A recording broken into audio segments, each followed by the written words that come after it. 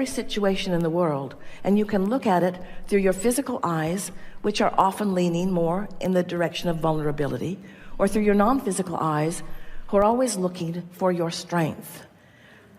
The source within you knows who you are, knows the stability of your being, and never sees anything that you're living in the attitude of vulnerability to you, because the source within you knows the backup systems you've got going on. Do you understand what we're getting at?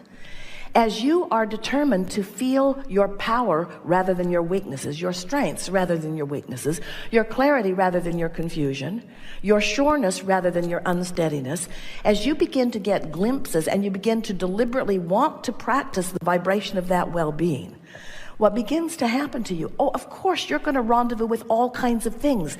You're out here in the world, and there is nothing that comes to you that does not come on the powerful, well-defined, always accurate, always fair basis of law of attraction. Nothing ever comes to you that isn't about that. But we want you to know, you have the choice in every moment to define how you want to feel. And if your desire to feel good is strong enough, you will always find a way to come back into your power.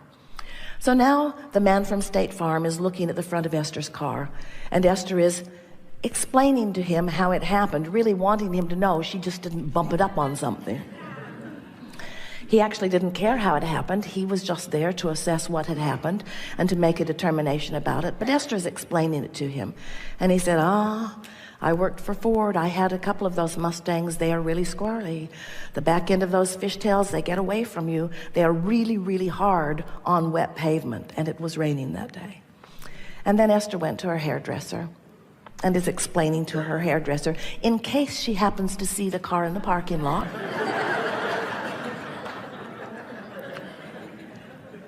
and her hairdresser said, I had 2 Mustangs. They are really difficult on wet roads. There's something about the back end of those that makes them really hard to control. And suddenly, Esther is feeling relief, because she had been holding that one little nugget of blame to that little 18-year-old girl who the last time she saw her was in the parking lot crying until her eyelashes were coming off.